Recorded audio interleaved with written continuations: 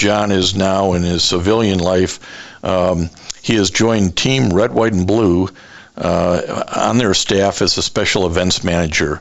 And remember now, John graduated from the military academy at West Point in 2001. He picked up his graduate degree, his master's in organizational psychology in 2011. He also happens to be a marathoner, and he's run a marathon in every state.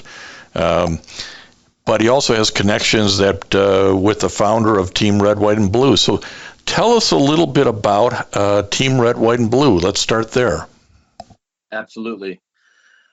Team Red, White, and Blue is a national nonprofit forging itself to become America's leading health and wellness community for veterans. It was started in 2010 by Mike Irwin, who had been the intel officer while I was serving in 3rd Special Forces Group for my battalion. And then he left to go to grad school in 2009 at the University of Michigan. And Team Red, White, and Blue has actually filed for paperwork right there in Ann Arbor. And Mike had experienced, the transition of he came straight from Afghanistan to the classroom. And there's a cultural shock. There's a cultural shock. Yes. And, one of the things I remember him telling me is 2 weeks before the class he was in, he was, doing intelligence reports for people going into hazardous areas, and then sitting there in the classroom, and for people to not, in his mind, to care as much about Afghanistan as he was caring about 2 weeks ago was making him frustrated and almost making him pull away from these people. And he realized that's the wrong way. I need to go toward these people. They're not doing anything wrong. They don't have the same kind of experience, the same kind of knowledge, the same kind of day-to-day interaction that Mike got to have or that I got to have. I experienced the same thing in 2010 when I left and went to Columbia. I'm sitting there in one of the early days when someone says, "Oh, you're one of the individuals from West Point," and they want to talk to you about Afghanistan. And you want to come at it purely from a military standpoint, and she's coming at it purely from a diplomatic standpoint. And I'm realizing that I've had one lens of many on how to view this war. And she's got one lens. And how do we get that together? How do we share it? Well, in a good spot, in a good environment where we can build trust and build relationship, and also, work on community. And so initially, Team Red, White, and Blue's mission was enriching veterans' lives by connecting them to their communities through physical and social activity. Is to help people stay connected when they got out of the military. When you're in the military, you got PT every day. You got to wake up, you got to go, you got to work out, and you got to be there. That's your job. When it becomes an option for you and you're trying to transition to a new job and you're trying to work hard, you got a new house, those kind of things can drop off. And we were seeing that a lot of people were sacrificing physical fitness, physical and mental well-being on the altar of transition. Got to get this move made. And so early on, started developing chapters. I mean, right now we're at over 200,000 members, almost 200 different chapters through the country, where it's just a place for people to come, whether a quarter of our members are civilians. And it provided a wonderful outlet as a huge part of our mission is to connect those people that might not have grown up in the military. Maybe they didn't have brothers and sisters or uncles that served, but they have questions and they don't always know where to turn. And sometimes that can be a difficult conversation, especially around days like Memorial Day. Like, how do you approach that? Well, the best way to approach that is to do something together. Get out and go for a run.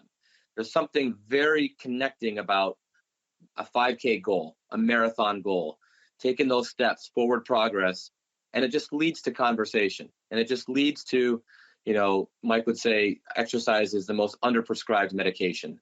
These are the kind of things that we can do to let some things out, let off some emotional steam, and also at the same time, doing it with someone who's going to hold us accountable. So that's kind of the early days. And what's sort of surprising to me when I went to the website, which is teamrwb.org, was the fact that 25% of Team Red, White, and Blue members are civilians. And it is that really shows this, while it's veteran-centric in a way for veterans of a maybe younger, more modern era to get together and do things like runs, but you're also drawing in that bigger community. Can you give us some more statistics? What percentage are men, women? What campaigns do they come from? Where are they spread out around the country? Yeah. So for our members, about 60% are a veteran, about 23%, a quarter are civilian. We still have about 11% active duty and 7% guard and reserve. It's about 60% male, 40% female. So, a higher female percentage than what you'd see in the military. So it really does kind of draw to both.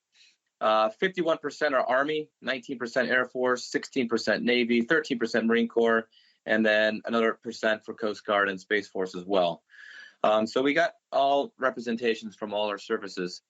We have about 1,000 of those members are what we call Eagle leaders. They've taken the next step to say, I don't just want to be a part of this organization. I have some more time or I have some more desire. I want to step up and be a leader. And that can be something as simple as, hey, I'm going to lead a run on Saturdays, or I'm going to be the guy who organizes going to trivia at a restaurant on Thursday nights and get everything together, get the table reserved, put the word out, and get these people to come and join them and kind of just facilitate the interaction. And that's our skeletal structure right there. Those are the people that really hold us together.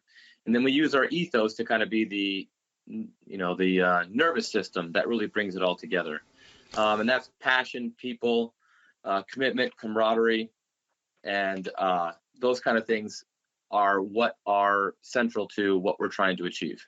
And this is really a different model than the old veteran service organization where you'd go to the VFW hall and have drinks or play cards or smoke.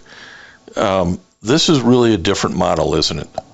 Listen to this full episode and more on the Apple Podcasts app, Blog Talk Radio, Google Podcasts, or iHeartRadio. And now streaming on Amazon Music, Audible, and Spotify.